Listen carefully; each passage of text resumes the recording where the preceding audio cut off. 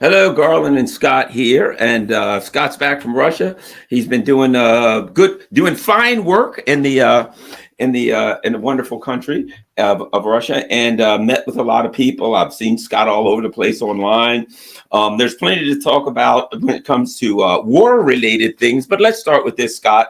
I think that was an important trip. I saw this great video of you talking to the troops in Chechnya. I want to learn a lot about, we want to learn about what you did, but first, that Chechnya, the Chechnya incident, that sounds like a movie, right? The Chechnya incident. What about that, Scott? Well, I visited Chechnya at the invitation of the Chechen government. I had been there in May, and when they found out that I was back in Russia, they said, "Hey, Scott has to come back here." And one of the reasons is that I think they like the fact that an American recognizes the miracle that is Chechnya today. Now, I'm not going to sit here and blow smoke up people's rear ends about, Jeffersonian democracy and, diversity. And that's not Chechnya. Chechnya was a country back in the early 2000s that was in the midst of its second war with Russia. The second war with Russia. It's a very small country, 1.5 million people. Hundreds of thousands of people died. That means more than 10, 15% of the population.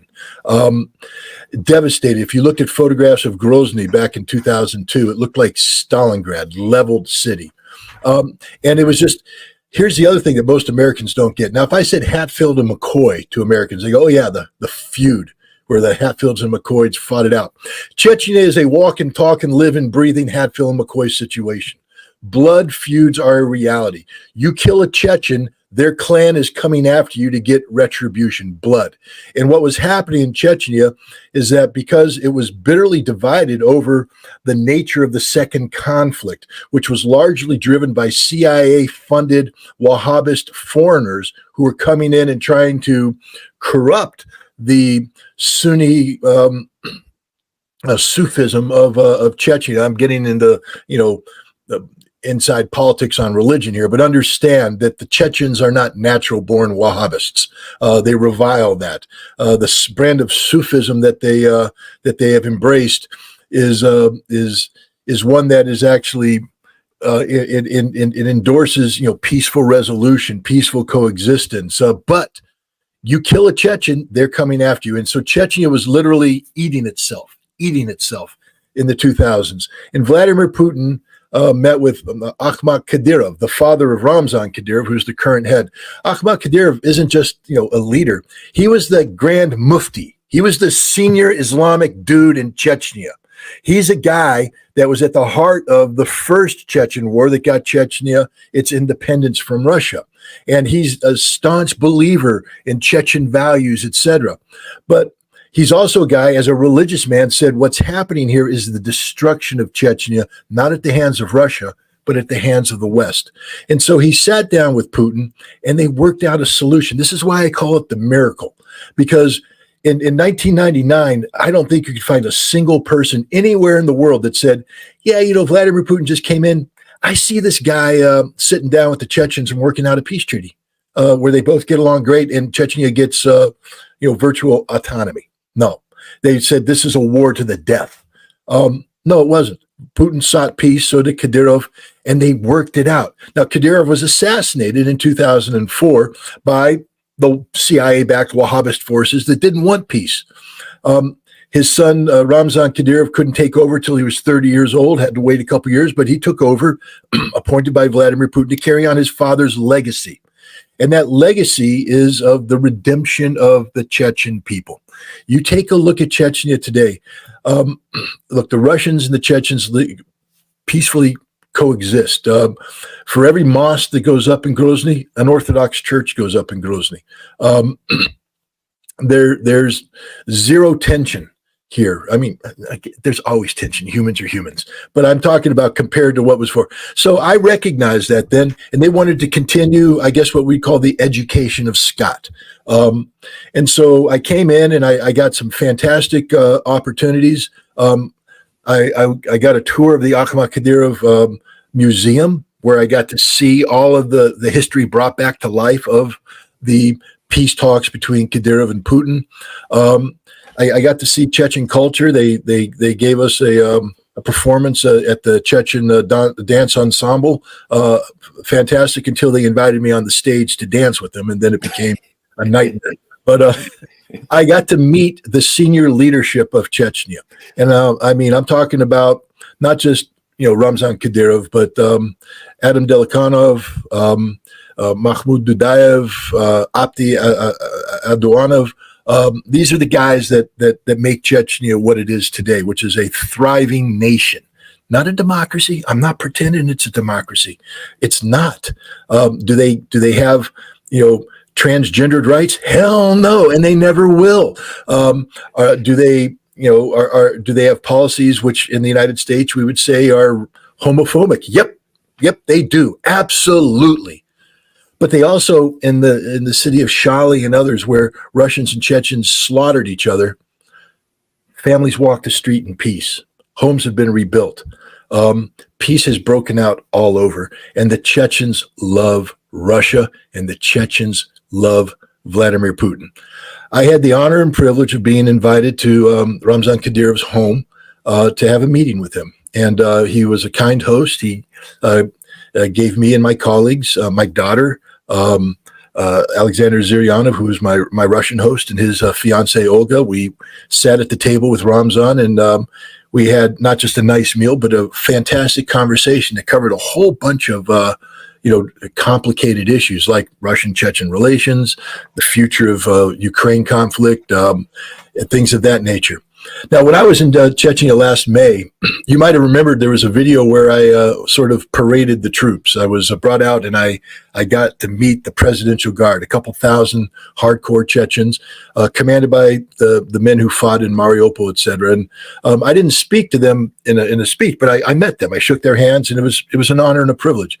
So as the lunch wound down, Kadyrov looks at me, and you see this twinkle in his eyes, and he goes, "Hey, want to see the troops again?" And I'm like, why the hell not? I mean, when in Chechnya, do as the Chechens ask. Let me set this up. As we got out of the car going into Ramzan Kadyrov's residence, I noticed a man near the entrance, and there's this huge white wolf. And when I say huge, I mean huge, gigantic white wolf. And the white wolf is jumping up, and this man's feeding it. It was Ramzan Kadyrov playing with that wolf. And I just imagine him saying, "Shh, little wolf, I have a big fat American coming for lunch, and he's going to be delicious." I'm just imagining myself being fed to the wolves, literally, because the wolf is the national symbol of Chechnya. But no, it was just Ramzan doing what Ramzan does. So he's like, "Hey, you want to go see the troops?" And I'm like, "Why not?" And he goes, I command 25,000 of them here in Grozny." I went, cool, nice. And so we walk out. As we walk out the back door, I immediately know something's wrong because there's soldiers lining the whole exit. But all I can see is that first line of soldiers. And I'm like, well, damn, this was quick. The troops are right here. Okay. And a soldier comes up and salutes and says, "The troops are ready." And then we just keep walking. And it's a rolling, grounds of the palace with hills and everything covered with soldiers.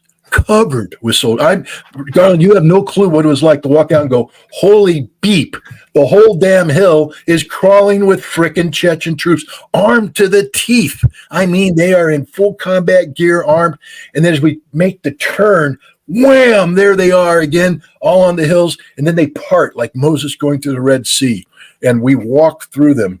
And we get to the stage of the presidential main palace, and you look out, and it is literally just a sea of Chechen soldiers. And I'm going, this is the coolest thing I have ever experienced in my life. And then Ramzan gets up there and gives a speech. Now, anybody who knows me, I'm dead honest. My Russian sucks. It is horrible. I understand half of what people say, and I can communicate basic concepts, but I am not a Russian linguist. So I'm sitting there listening to Kadyrov's speech, and it's in heavily accented Russian because he's a Chechen, and I'm getting about a third of it. And I'm going, okay, Ukraine, fighting the forces of evil, Satanism, got it. And then he turns and he goes, "And now I'd like to invite Scott Ritter to come and address you." And I went, "No, you don't." And he's like, "Come forward." And I'm like, holy shit. And so now I'm walking up going, what am I even going to say? And Olga, who is Alexander Zyryanov's fiance, she's coming with me to translate. And Okay.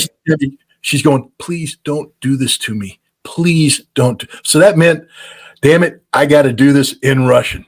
So I went, if you're going to do something, be bold. So I just strutted up there. Bam, bam, bam.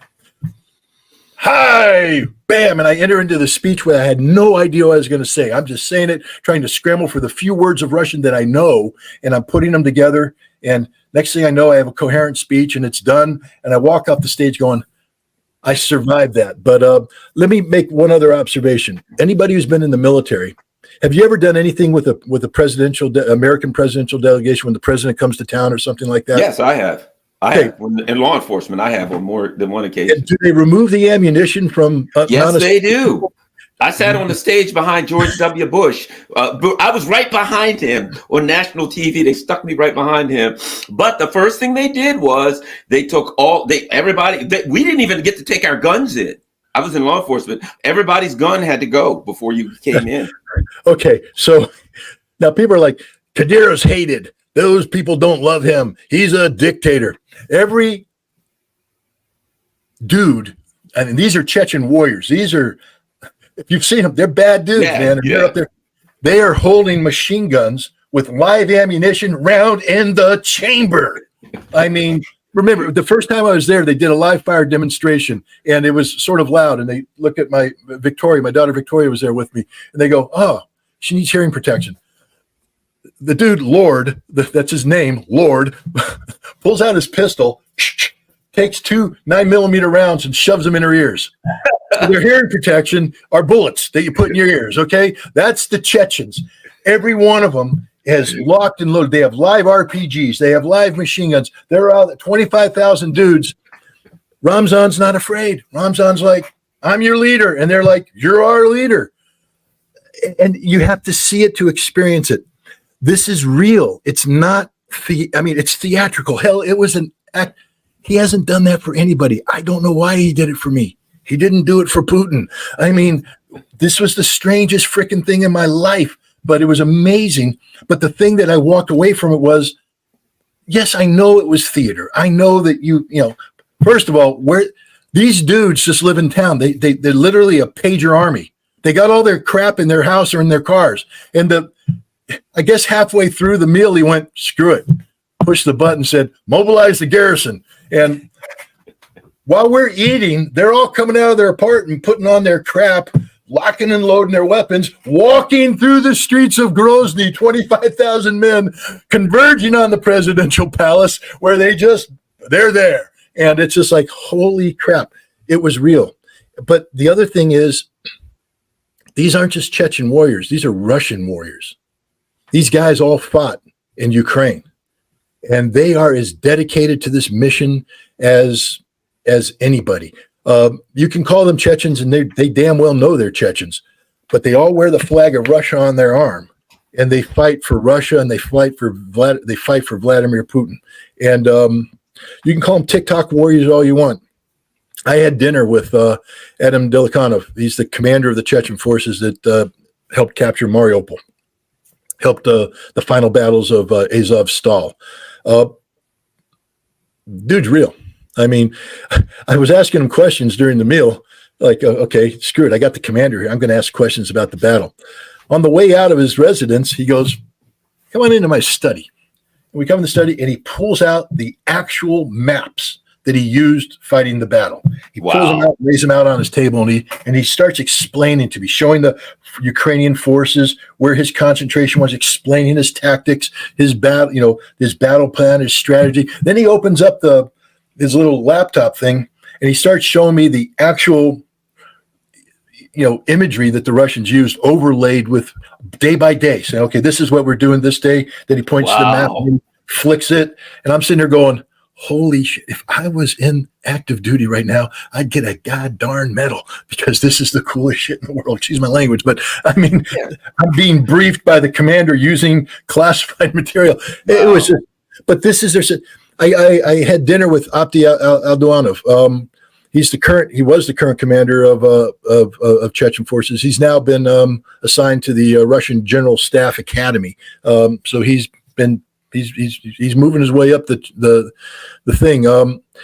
But talking to this guy, he was a hardcore anti-Russian Chechen guerrilla. Mm-hmm. He was on the other side, and he at one point in time he listened to Akhmat Kadyrov, and he went, "Yeah, I get it. I'm taking a look at these bad people," including a guy named Shamil Basayev, who was a Chechen, but he had gone over to the dark side. And he's like, Shamil doesn't represent what I represent. So he joined them. He was given the task of after Beslan, after the slaughter of the Russian children in Beslan, of hunting down Shamil Basayev. With 6 men, he went into the mountains. And for 6 months, he tracked down Shamil Basayev and 150 Chechen guerrillas, and he killed them. They slaughtered his entire family. They killed his father, his brothers, his uncles. 20 of his closest relatives were slaughtered. Shamil Basayev did. But Abdi stayed loyal to the cause and killed. And then, as part of when the war ended, you lose 20 members. That means you're going down to each clan that killed, and you're going to kill them. And Abdi is a hell of a man. I mean, nice guy. But you look in his eyes, you go, I'm in the presence of a killer. This guy will, if he had to, he'd kill me right now. Right now, no questions asked. He'd smile. But to show you the strength of the charisma of Akhmet Kadyrov and his son, Ramzan, they convinced Abdi and all the Chechen men to stop the blood feud. It's over. It's finished. It's done. Bury the hatchet. And it took a while, and there's still some tension there because the blood feud is real. The Chechen soldiers that died, just for all the Ukrainians listening, understand this. If a Chechen soldier dies in Ukraine and they bring him back and they bury him, there's a marking, a flag that goes up on the grave that says that he has not been avenged. And the flag can't come down until he's been avenged. So that means that every single one of these damn Ukrainians that are out there that are thinking, that's war's going to end. Nope, they're going to hunt you down and kill you for the rest of your life. That's the way the Chechens work. Do not piss off the Chechens. So this is real. This is as real as it gets. So as much as fun as it was one of the most empowering experiences of my life in driving home the absolute reality. And here's the thing. In the United States, nobody's listening to me. I mean, you are, and I know there's people listening here, but everybody's going, the Chechens, this, that. Guys, this is real. And if you don't understand how real this is, then you don't understand this conflict. You don't understand anything that's going on there. This is why it was an invaluable experience, and I'm going to do my best to try and capture it and get it out there so that it's more than just, wow, Scott Ritter was in front of 25,000 people. Whatever you think about it. There's people that hate me for it, condemn me for it. I don't care. There's people who think it's the coolest thing in the world. I agree. It was the coolest thing in the world. But it more than being cool, it was part of a process where the Chechens are going out of their way to educate an American about the reality of Chechnya today. And that's the takeaway, is that Chechnya is not some, land of fanatics that can be ripped out of Russia like many in the West want to do. Chechnya is part of the Russian Federation. It is, in many ways, represents the heart and soul of, an important aspect of the Russian Federation, because Russia is a nation not just of Russian Slavs. It's a very diverse nation with hundreds of ethnicities. The Chechens are one of these ethnicities, and the Chechens are a prime example of how non-Slavic nations, non-Slavic people view themselves as Russian. Russian is more than just being a Slav. Russian is a national identity that that transcends religion, because the Chechens are Muslim. They are deeply religious people, and the Russians are deeply Orthodox Christian, and they get along great. I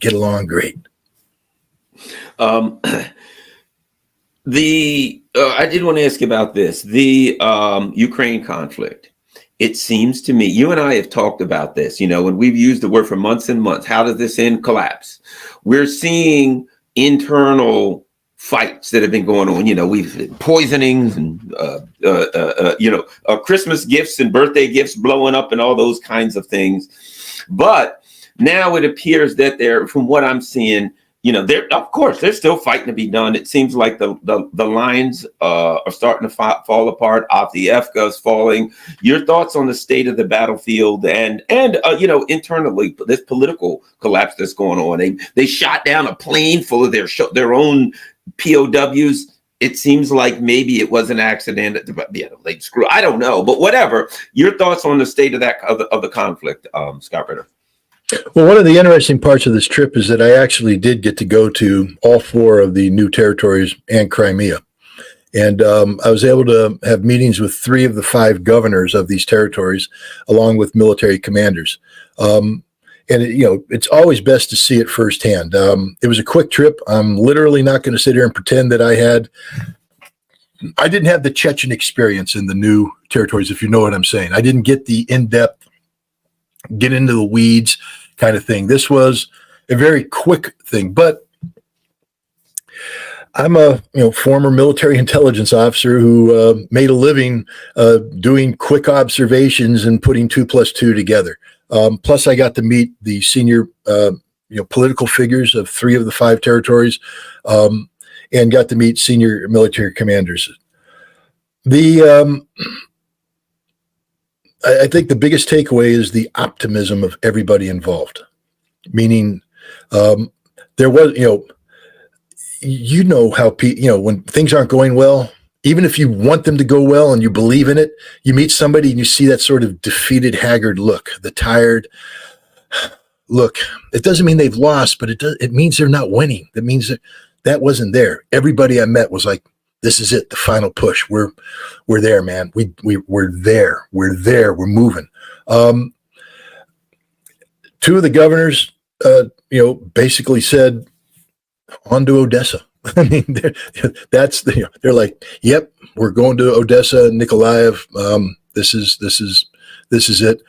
I saw things that I won't go into just because I'm going to respect the Russians and not give away national secrets. They let me in, and they didn't try to hide anything from me, but I think they forgot for a moment who I was and what my background was. And, so there's indicators that what the governors were saying wasn't just hot air. It's the real thing. When you meet, to give you an example, the Battle of, and I need to learn how to say this word. I think it's not Advika. I think it's Avdiivka. I don't know, but you know what battle I'm talking about. Yeah, my understanding is Avdiivka also. So yeah. I think you're right. Yeah. There's a unit there that's been very heavily engaged in the assault aspects of this fighting, which is bloody. In October, leading the assaults there, 3,000 troops in this unit died, Russians. And I'm like, holy God, maybe the Ukrainians are right. They're getting slaughtered, and the guy went, nah, we killed 20,000 of them. He said, yeah, it's hard fighting. It's tough fighting. He told me a story about the commander of an assault unit that was clearing the first line of trenches when a mortar went off, blew off 3 of his fingers on his hand, blew his testicles off, boom, right off. And he's bleeding out. And in shock, he picked up his testicles because, he's like, oh. And then he got so mad, he started charging the lines, and his troops were faltering. So with balls in his hands, he goes running off to the second trench line, and his troops follow him. And he gets in there, and they start slaughtering the Ukrainians. Ukrainians are counterattacking. It's brutal. People are dying all over the place. And the sort of the Ukrainian command group came around the side, and a grenade landed at his feet. So he dropped his balls, picked up the grenade, threw the grenade at them, killed them, picked up a weapon, firing in his offhand, led the charge, and they won the battle. This is the unit that suffered 3,000 dead. But this just the kind of heroism that you see. And again, remember, the Ukrainians have heroes too. They're out there fighting. This is a hard fight. But the Russians, these aren't people who are afraid to fight. Everybody's like, oh, they're mobilized, they're this, they're that. They are in it to win it. And they're not going to do stupid things. They will fight hard when they need to fight. And the Ukrainians are resisting. So if your tank's out of position or you didn't back it up with adequate air defense, bam, you're going to die. And the 3 guys in the tank are dead. And that's happening a lot. The Russians are losing a lot of equipment. They're losing a lot of men. But the Ukrainians are losing everything. Everything. The casualty ratio, the kill ratio is 7-1 in October. Today it's 20-1. 20-1. That is for every Russian dying, and a lot of Russians are dying. 20 Ukrainians are dying. This is a massacre like you can't imagine what's happening, and nobody can imagine it. And it's unsustainable. And this is why you see the Russians starting to make their move across. The collapse has occurred, Garland. It's occurring as we speak. It just takes a long time for this edifice to crumble down, but it's happening. And I just remind everybody, there's at least 2 combined arms armies that are in the immediate area that have not been committed to this fight. Okay, so it's just this is a bad day for the Ukrainians, a bad time for the Ukrainians. Look, they're still they have good weapons. They have people who know how to use these weapons, and Russians are going to continue to die.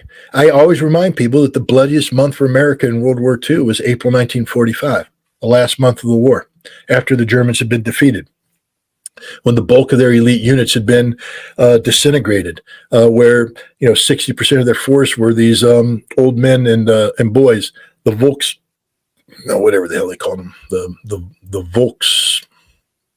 People soldiers, I can't remember, but the Volkssturm or something like that. But they were fighting, they fought fanatically, and they killed a lot of Americans. There's the idea, just because the Ukrainians are collapsing doesn't mean that the resistance isn't there and that the fighting isn't going to be heavy. But it's over for Ukraine. I mean, hell, you got Kirby and everybody admitting it. We don't have any weapons left for them. We're giving them nothing. Europe's got nothing. So Ukraine is just chewing through manpower and material, whatever they got left, and there's nothing left. And at some point in time,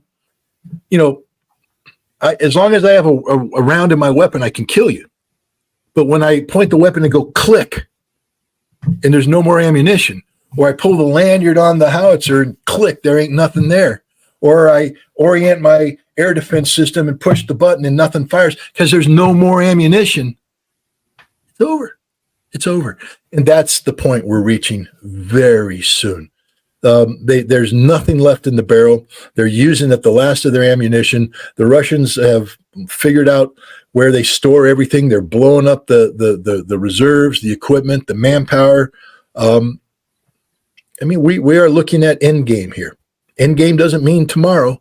It doesn't mean next week. It doesn't even mean next month. The Russians, realistically, 3 of the commanders I spoke to were very optimistic that you will see major things happen in May and that this war should probably be over by September. And based upon what I'm seeing, I have no reason to doubt that. It makes sense because people like to think of conflict in the through the context of their everyday life. Something's going to take a week, a day, or a month. Whereas historically, I've heard of the infamous 100-Year War. You know what I mean? When it comes to time in a war, 6 or 8 months isn't very long. You know what I mean? When it comes to that, when you're talking about 6, 8 months, or even a year in a war, when you look at the length of time that wars last, it's not all that long. You mentioned Odessa. And there's one of the big discussions recently is 2 things. How far will the Russians go? I think the Dnieper. Now I've even read things about the withdrawing, already discussion about withdrawing to Lvov, setting up a government in Lvov, the infamous Warren Blido style government. And of course, doing some kind of a partisan war, where you're doing terrorism and stuff like that. And the first thing I thought to myself is, well, if I'm the Russians, that ain't happening. Because if you try to set something up in Lvov and you think you're going to harass me with that, I'm going to flatten it. But at any rate, your thoughts on that concept of how far will the Russians will go, and this idea of withdrawing to Lvov and running a war of terrorism, asymmetry, whatever. Your thoughts on that? I think everybody I spoke to made it clear to me, again, first of all, that the ultimate decision is made by Vladimir Putin and the Russian leadership. But the feel is that Ukraine can no longer be trusted to have Odessa or access to the Black Sea. That the Crimean Peninsula is strategic territory for Russia. And as long as Ukraine has a presence on the Black Sea, Crimea will be threatened, especially if NATO is able to get access to the Black Sea through Ukraine in any potential future conflict or something. So it's intolerable to allow Ukraine. Ukraine has forfeited its right to the Black Sea, is pretty much the feeling. And if you're going to do that, then you go all the way and you link up with Transnistria and you end that issue as well, so that there's no isolated strand of pro-Russian territory. Now there's connectivity. If you take Odessa, you have to take Mykolaiv, the province right above it. That's just a requirement. And if you're going to take that, then you're looking at the Dnieper line, and which means you're going to Dnipropetrovsk, that area, and Kharkov. So those are the territories that not only will be occupied by Russia, will probably become Russia. Meaning that there will be additional referendum and they will become Russian. But Russia isn't going to stop and allow Ukraine to regroup. Understand that Russia is looking for the strategic defeat of Ukraine. And more you hear the Russian government say that that Ukraine has forfeited its right to exist as a nation state, meaning that Ukraine has currently configured is over. It's not going to survive. The Russians, I believe, will not allow a retreat to Lvov and a base of resistance to be built in Western Ukraine. I think it's over. I think that all of Ukraine will fall to Russia, one way or the other.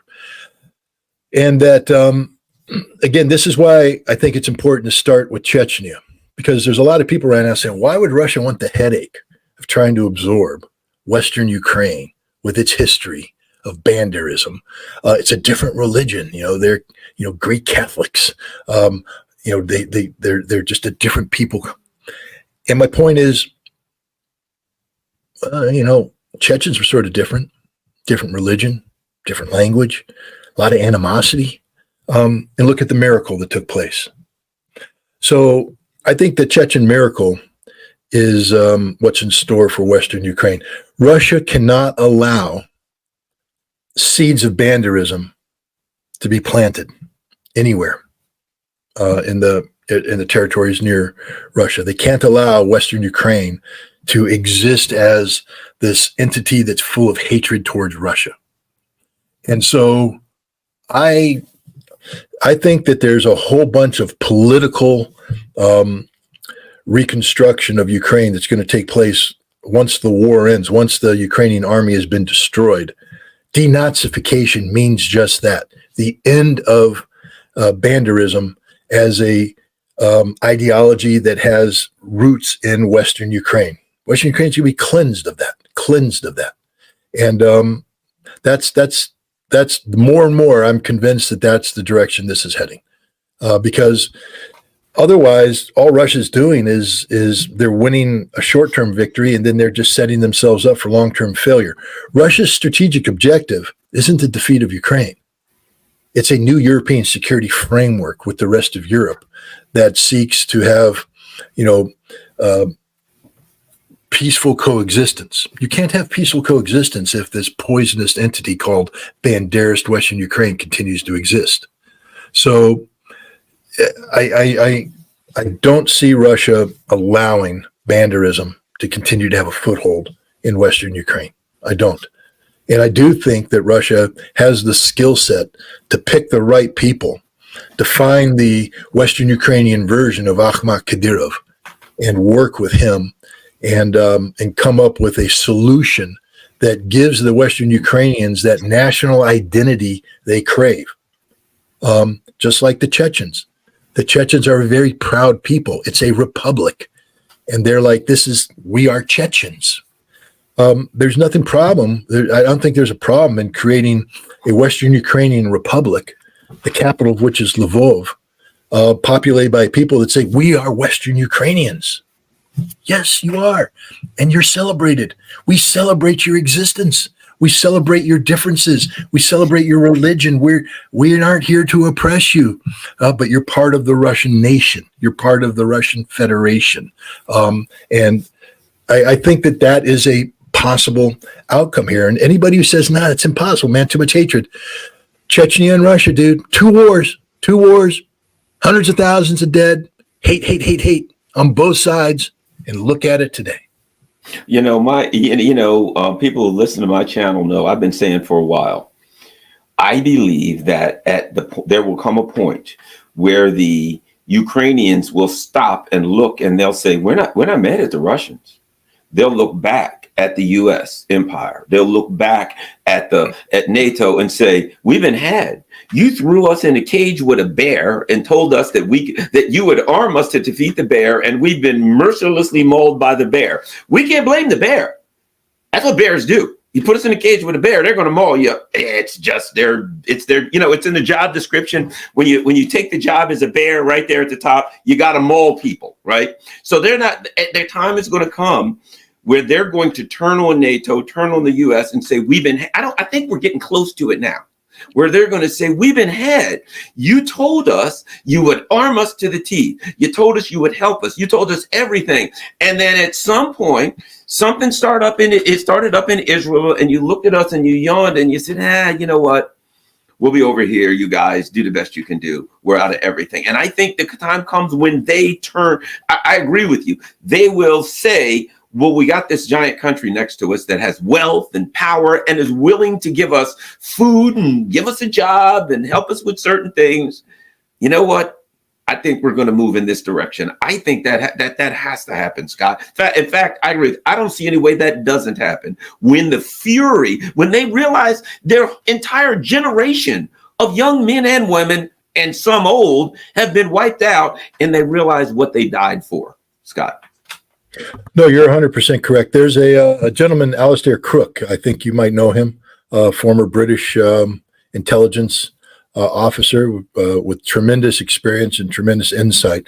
And I just was able to spend a couple of days with him and talk about these issues.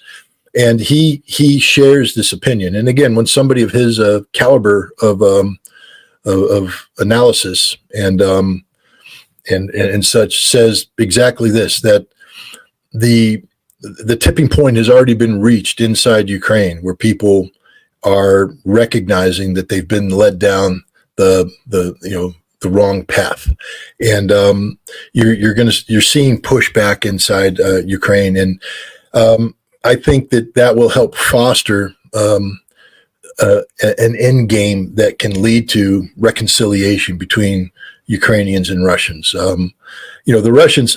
Let's look at this IL-76 was shot down.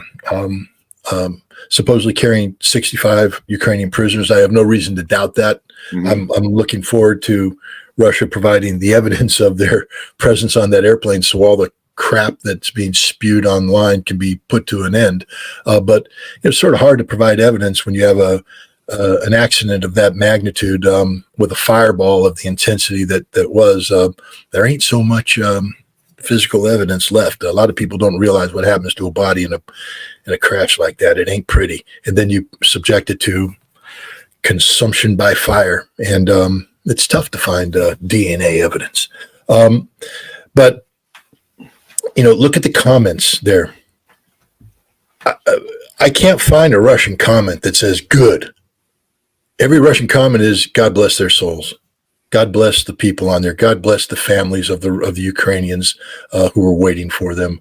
May they rest in peace. Just this genuine outpouring of sympathy and sadness over the death of not just the Russian pilots and Russian crew, the Russian escorts, but the Ukrainians. These are human beings. Then you go to the other side, the hatred. Good, Russians died. Good, yeah. Man, that's got to come to an end. At some point in time, hatred can't be your defining characteristic. And I think more and more Ukrainians are starting to wake up and say, that's not who we are. This isn't what we signed up for. And if Russia, Russia can fully. Garland, I was in Moscow. My host took me to a Ukrainian restaurant in downtown Moscow, where the hosts and hostesses, the waiters, the waitstaff, they wear Ukrainian national costume. They serve a menu that's printed in Ukrainian and Russian. It's a Ukrainian, and it was full of people who were there eating food and having. They're shutting down a restaurant in Washington, D.C., a Russian restaurant. You and I went there. You know the one I'm talking about. Yep. It's closing. It's closed its door on 29 January. This is a place that didn't have the courage not to rename the Moscow Mule Drink into Kiev Kick or whatever the hell they called it. They changed their menu out of pressure by the hate of these anti-Russian Ukrainians in Washington, D.C. In Moscow, in a land where tens of thousands of Russian soldiers have lost their lives, this restaurant thrives and it retains its Ukrainian identity. The Russians aren't anti-Ukrainian. The Russians embrace Ukraine. Half of Russia is Ukraine, with a Ukrainian uncle or father or something. So the idea that Russia can't deal with a post-conflict Ukraine in a way that's respectful, that provides for dignity and provides for autonomy is just absurd in the extreme. It's the Ukrainians, nationalists, who have rejected the Russians. It's not the Russians who have rejected the Ukrainians.